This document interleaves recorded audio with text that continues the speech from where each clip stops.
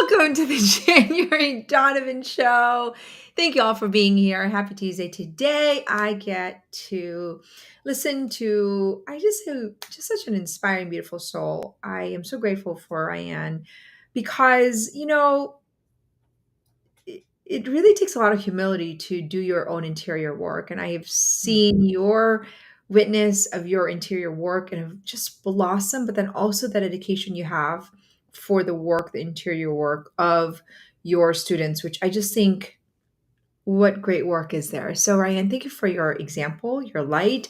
Welcome Yeah, to I'm so excited and honored to be here. I feel a little like I'm stealing a whole half hour with January. I just am very oh, grateful to have your time. So I'm excited. I'm so honored. Well, I get to pick your brain and then we get to flip it. That's kind of how the show is. So I want to start out by just asking you, how would you describe RyAnne in 3 words? Oh, okay. I thought about this because I've been watching the Ask Janny show. So I think 3 words, vulnerable, Mm. relational, highly relational. My husband would tell you that, and driven, pretty driven. Ooh, those are Yeah. great. So Vulnerability, by the way, is like a woman's superpower to femininity. Oh, I think it's so underused, and sometimes you have to balance that because you don't wanna, like, just throw up on people, and share everything, but I do find that when I'm vulnerable, it just brings a depth to that relationship, whether it be a small group Bible study or my friends that are coming over, I don't know, it brings a lot of depth when Yeah, you are vulnerable. that's I think the best word, and which is probably why you're relational because probably able to connect. Oh, thank you for that's a really great description. You're been watching the show. Maybe I wanted to know, I You're know. ready for it. Okay, so talk to me about pre-woman school. Describe her to me, who Rand was, and who you are now. Yeah, Ryan was trying to be a mom of a good family. Like, I wanted to be a good family. I wanted to be good. I wanted to have a good marriage. Um, and I had never really heard of the word growth minded before. Mm. And so I, was just kind of doing the things I thought I was supposed to do, like have some kids, homeschool them, go to church on Sundays. But there was kind of this like mundaneness that I couldn't Mm. like rise above. Um, and then on top of that, there was the guilt that this should be enough. This should be enough. You should be Mm. happy with this. And so I was just really trying to make myself good and my family good. And then, when I encountered the woman's school and the idea of dreaming and growth mindedness, I was like, what?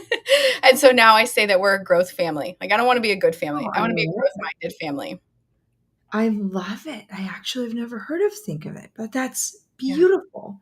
A growth family. I mean, talk about humility. Now, okay, so you're a woman of faith. Your faith is always, I think, from my Yeah. experience with you, is important to you. Why do you think that's the case? That you've come to that belief that you're like, well, I just want to be a good. Like, where do you think that was established in your narrative? Well, it was like myself, and I see it a lot with my clients. I didn't necessarily grow up in like a super Catholic home, super Christian home.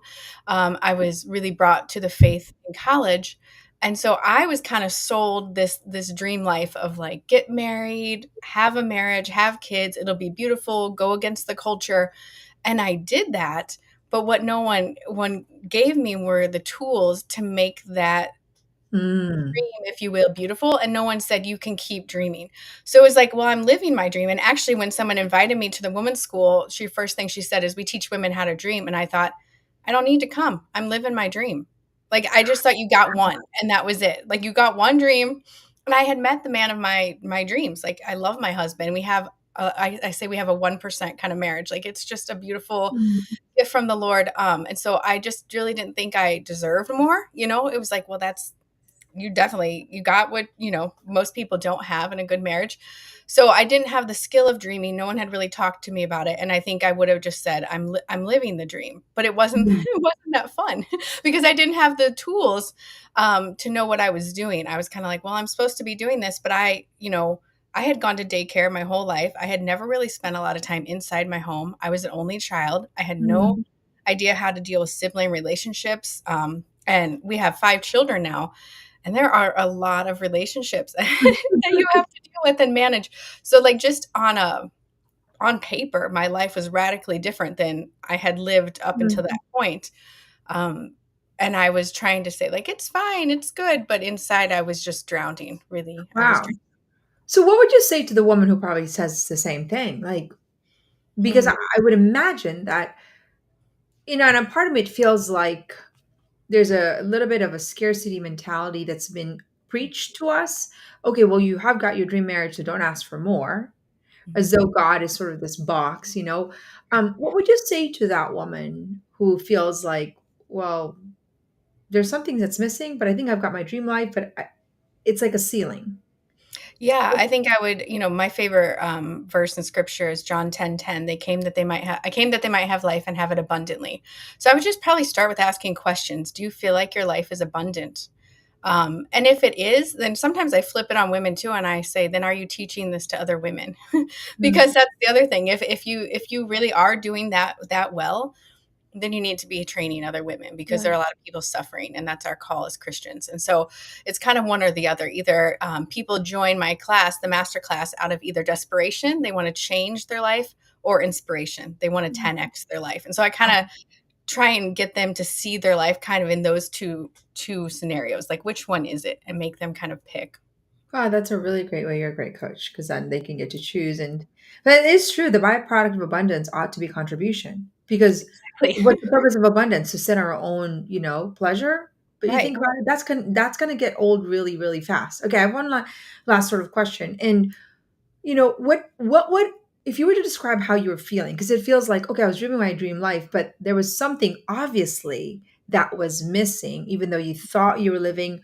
How would you describe what that is? Mhm. Um, I think excitement. Like there wasn't a whole lot of excitement in the Mm, day to day. It was, I say this a lot, really the only tool I had in my toolbox was just to offer things up. It's a very Christian, word phrase that we toss around, and it is very powerful. I don't ever want to like under diminish it, but that's really what I had. It was like, okay, get up. The baby's crying. The kids are fighting. Offer it up.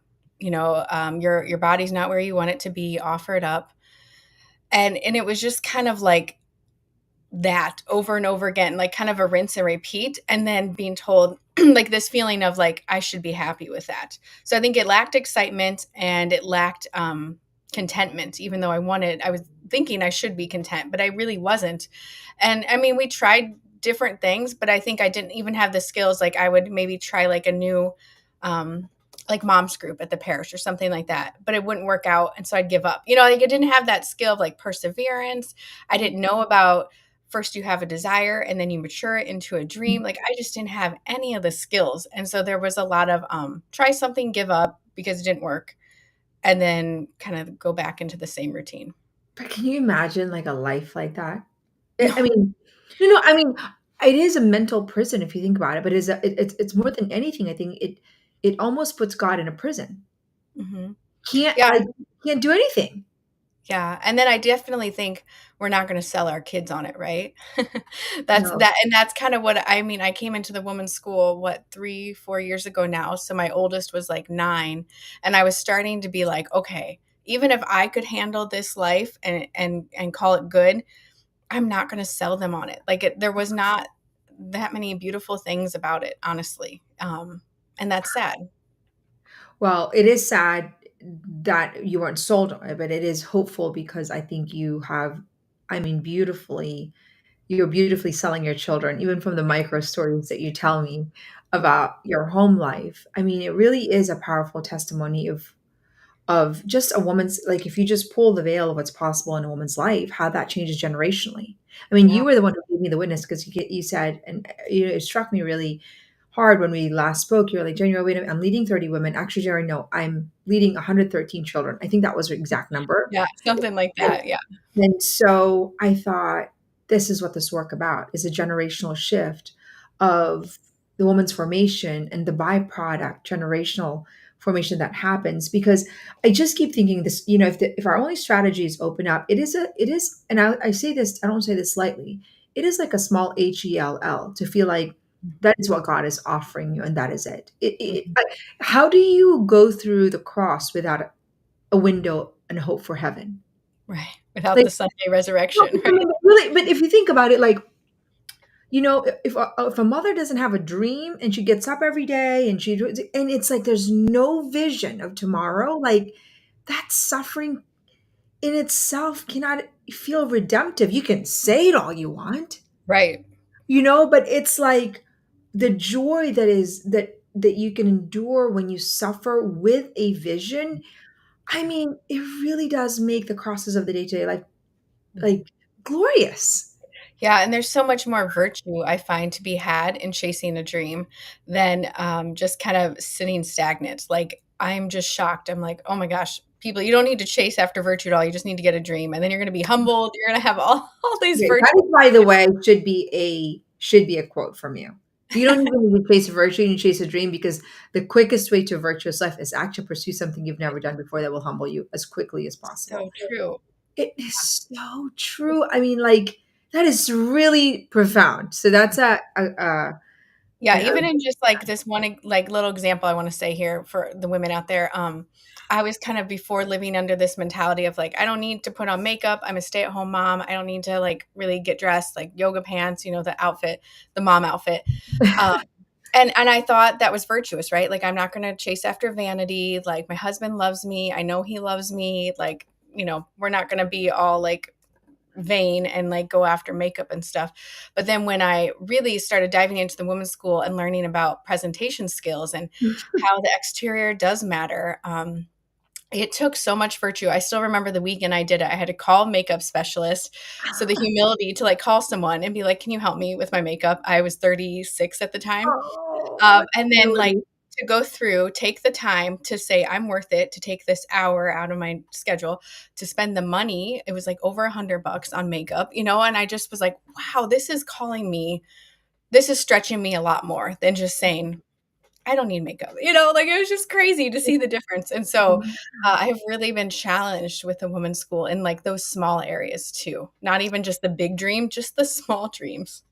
It's the making really the ordinary extraordinary, right? And that's really, and but the thing is, and I always tell women, I said, a lot of times women who want to live a deeper or richer life are repelled by the exterior money and makeup because it has been void of purpose the way it's been preached. Right. But Right. I think the redemption comes from bringing actual purpose in all those micro things that were offered and using it for contribution. And then now you can look at makeup and say, "Oh, I'm spending this money," but really it's because I ought to, first of all, present my highest and best self to my children Mm. and my spouse and the rest of the world. It's no longer in vain. And I Right. think that's what the fear was, was that it was, it just was void of purpose. And but our world is peppered with all of it. Right. They're taking purpose out of everything.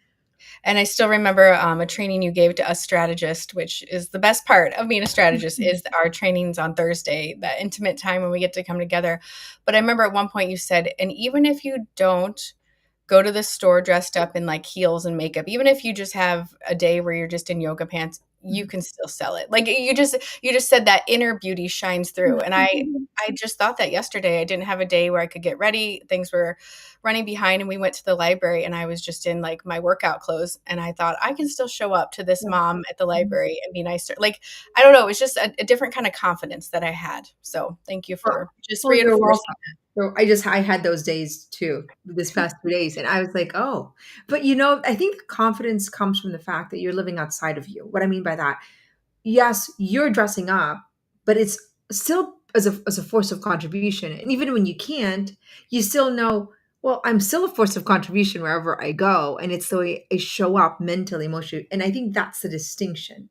Right. Yeah. It's so You know? beautiful. Well, I have some questions for you. Can we Yep, pivot now? we're gonna flip it. I was like digging into your questions. Thank you. I love it. I get just it's like a bomb in my soul when I hear this. So thank you. Okay, Okay. fire I away. have I'm all ears. questions Fire from away, my fire from away. my Mhm. clients actually. So I'm going to ask them.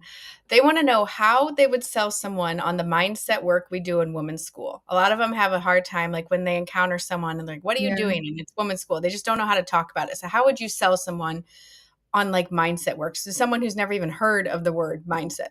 Yeah, I would say that if you're a woman of faith, it's the renewal of the mind. That's what I Mm, would, say is number two. It really is a mind management skill to manage your home, your marriage, your family.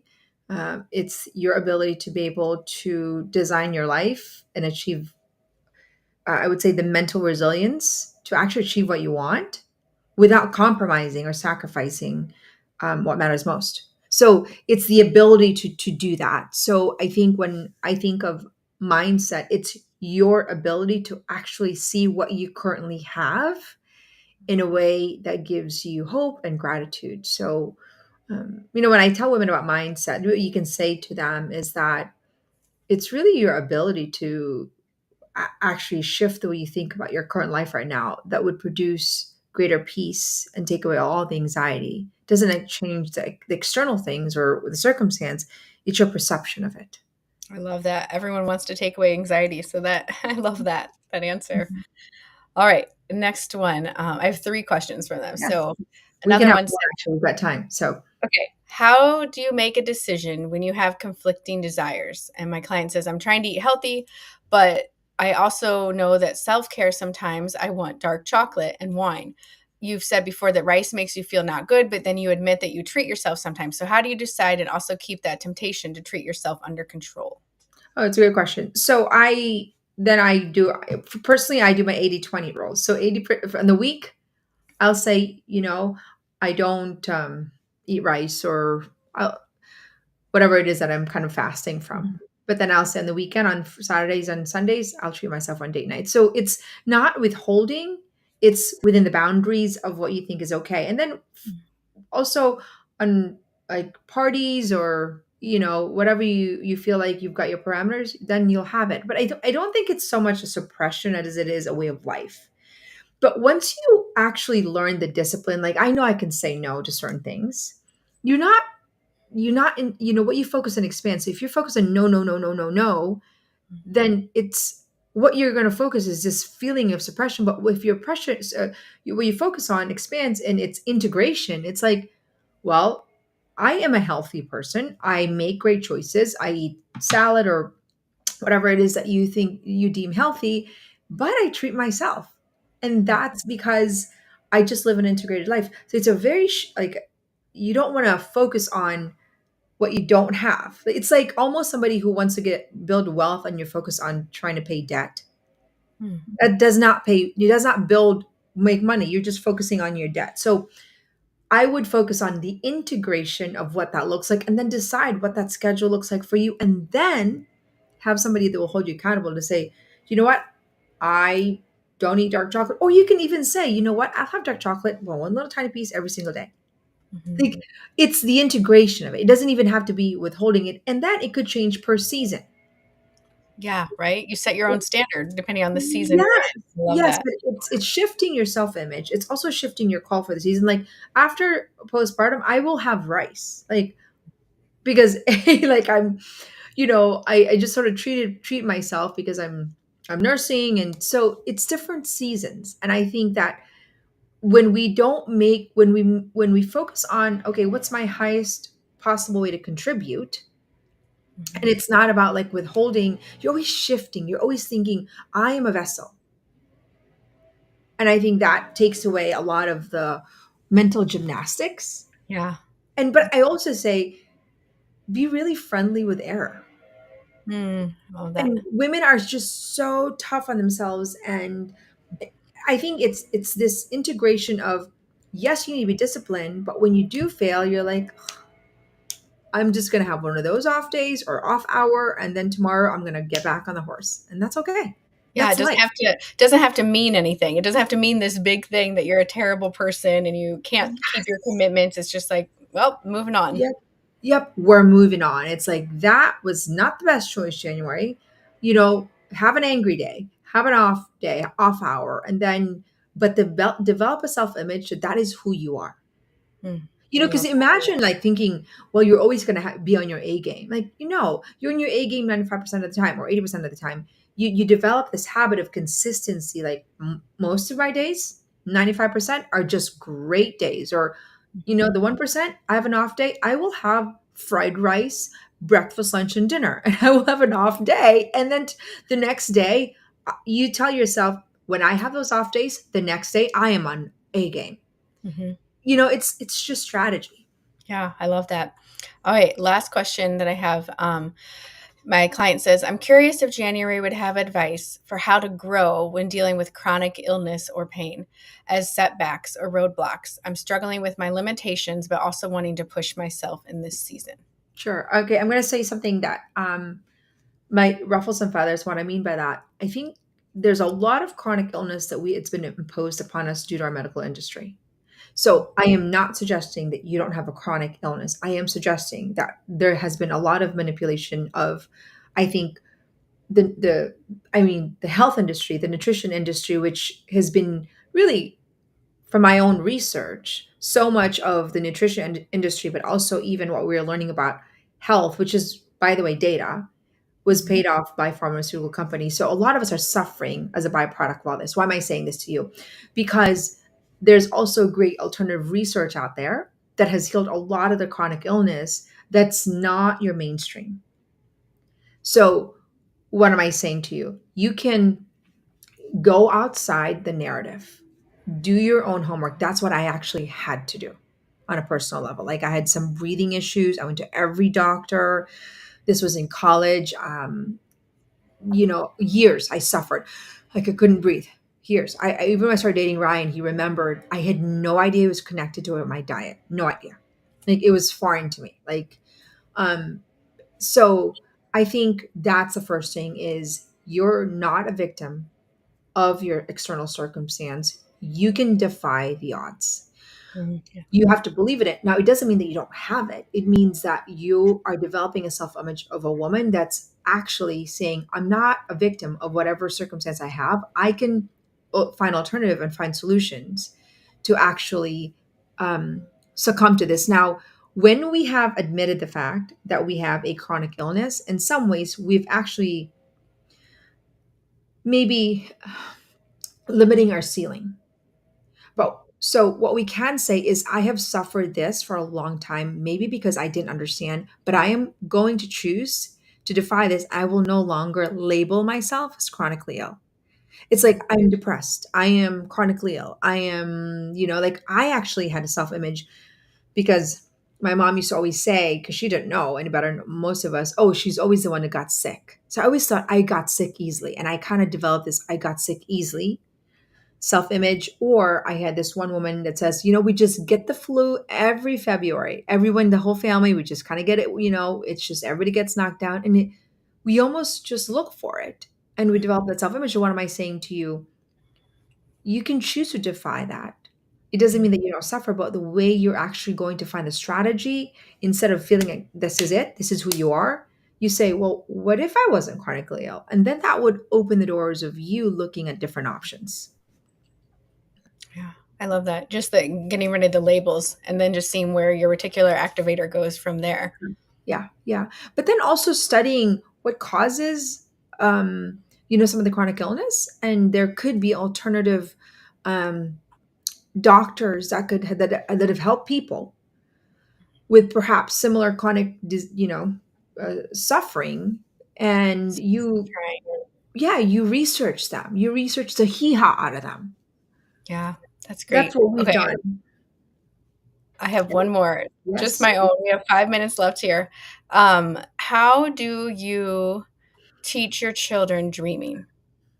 Do you just model it, you and Ryan, for them, or do you actually, Um, like, know each of your kids so well, and, like, do you say to your 6-year-old, "This is your dream"? I don't know, just yeah, like, yeah. how do you Mhm. do It that? starts with a language. Okay. So the language that you use at home creates the culture.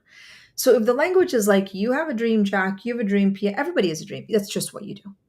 Like it's just it's not like Who when you are. it's just like the language. And then the language is that your dream is actually part of your purpose. So that's number one. You have to create the language. What is that? Desires of your heart matter. What do you like? What do you not like? Oh, what you like is great. Let's talk about that. Number one. Number two, I want to give my children language for dreaming that is in harmony with the life of wholeness. Because Mhm. I know that the only way to sustain their dream is that they know they're eating healthy, they're managing their mind, they're developing quality friendships. So that's another component is a life of wholeness. For sustainability, they might not even have language for a 6-year-old, but they know, okay, mom, I'm saying no to myself, or that's a skill. So that's I think one aspect. Make skill building also part of the language. Okay, that's presentation skill. That's just a kitchen skill, because what you're doing is that you're building the arsenal for the dream. So, because you don't want to just, oh, you can dream, but they have an empty toolbox. I love Right? this. Yeah. So that's, I think, an important narrative. So you're so vigilant on the life of wholeness that you're introducing and the language you're introducing to them to prepare them for the dream. Mhm. Now, and then, depending on the age group, you talk to them about touching the dream. You talk about dream date. You see the vision board. Like for us, we have got this dream vacation that we want to go to our family. It's in the vision board. They understand. We talk about it. I put on a YouTube video to let them enter the dream, and then they know. So they get to walk that journey with whatever. I remember the dream of us putting this pool that Ryan saw on a vision. We would visit somewhere, took a picture of it, and it was there. And my daughter was, somebody came over and like, oh, this is a great pool. And Pia at that time, I can't remember, she was 7 or 8, and she's like, you just put in your vision board, and that's actually how you get a pool. It was no matter of fact, That's so you know, beautiful. it was just matter of fact that what becomes in our mind, and but then also the importance of me, depending on the child, I always talk to them. I said, your friendship is either going to fuel your dreams or actually collapse them. So, and if you're not surrounded with friends that are dreaming, which is not always the case, Mhm. especially for young children, because most children are, they if their mothers are not dreaming, they won't know. So, what I always tell them is that if you're like everyone else, then you're probably, if you want to live a life of excellence, then you can't live like everyone else. If you Mhm. want to be like everyone else, then you can't live a life of excellence. Mhm. So it's creating those distinction. But lastly, my older children, and depending on yours is 9, you can walk them through the failures, the ups and downs, that a dream is required. And it's just matter of fact. You're just like, well, today I failed. We tried that. It's just part of the dream. Yeah. It's just part of the dream. Then they just know it's just matter of fact, because I can tell my children to dream, but if they don't see me fail, they don't see me recalibrate, they don't see me touch a dream, like it's not, it doesn't matter what we say, it's what's caught. Like Mhm. took the children to touch the dream. I have not, it's not, I'm not shy about the fact that my dream life is to write books in the ocean and have an oceanfront property and just talk to God. And it's just like it's back on my island life. So we took 2 of my younger children, I think they were 7 and 8 at that point, and we said we're going to go touch the dream. And so we Mhm. visited this beautiful oceanfront property. So those things I think are become a culture Mm. I love that. in your home. Yeah, that's so great. Yeah, this morning my 12-year-old daughter wanted to make a cake and she wanted to also make soup for lunch. And she ended up making like a really big mess and failed the first time at the cake and anything. But it was the language that I was able to have with her. She actually said, I'm so sorry, mom. And I said, if you say sorry again, we're done. Like, because it's not your fault. You are learning. I was Yeah. just trying to instill that. And I say, you just need kitchen skills. And this is how we do it. This is all you need is just kitchen skills. Like just trying to tell her don't give up on it. It's just a Yeah. simple matter. We got to get better, and this is what it looks like. So that's encouraging to hear that it's the language, especially to so many of us strategists who are and coaches who are learning the language for the first time. Yeah. I'm 40 now, and it's like I don't know what I'm doing sometimes. So it's encouraging to just keep.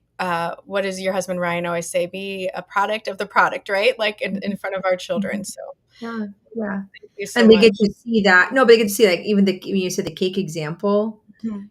they see the cake on YouTube, wherever the recipe, and their cake is not. I remember my daughter felt that. It's like, mom, it does not look it. Like, I give up. I'm like, honey, like nobody becomes a gymnast overnight. But even that, it's like you show them, you're like, it does not look like the picture in YouTube or I know. whatever. Yeah, And being comfortable with failure is so important.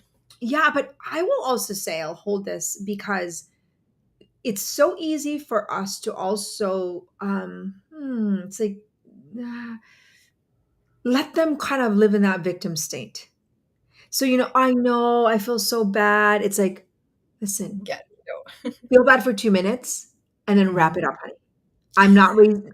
I'm raising a resilient child who can Mhm. actually quickly walk out of this. Yeah. So, it's kind of a dance when I say that because certain children, I can't say that. Certain children Mhm. it would be, but I have to, no, it's like I cannot just kind of like, I think it's not my strategy. So I Mhm. want them to be like, I'm here for you, but I also am your mother, and I need you to be resilient because that's going to make you actually a happier version of yourself when I'm not here. Yeah. So Oh, give yourself 2 beautiful. minutes, and that is Yeah. all you have. Yeah, I love it. No, it's so good. Yeah, and at the end of the cake thing I told her today, I said, "Listen, do you know how many adults in America cannot make a cake from scratch?" I said, "You just did it. You did it, and that's the win." Just trying to point out those Yeah. wins too. Yeah. Yeah, Well, and as a script I always said, "Listen, this will be many of many more failures. So just get yeah. used to it." But I think that's a really good it's like, you're gonna fail many more Yeah. times, so you might as well learn to deal with it. Otherwise, it's gonna be a hard life, and it's your life. Yeah, it's your life. So, well, So, thank you. well, This was so great. So many good thank you. discussion points. Oh, thank you for your openness, your humility. I wish you had more time. It's just I love hearing from the women, and I honestly am like, can you invite me to your group of friends? I mean, New York. Yeah. It's just such a privilege. So, anyways, thank you, Ryan. I really appreciate you and who you are. Appreciate you what you offer in the school, your testimony, your heart, and we're in this, because we are in here to fight our culture, and I'm just so grateful for you. So, thank Thank you. you. Thank you.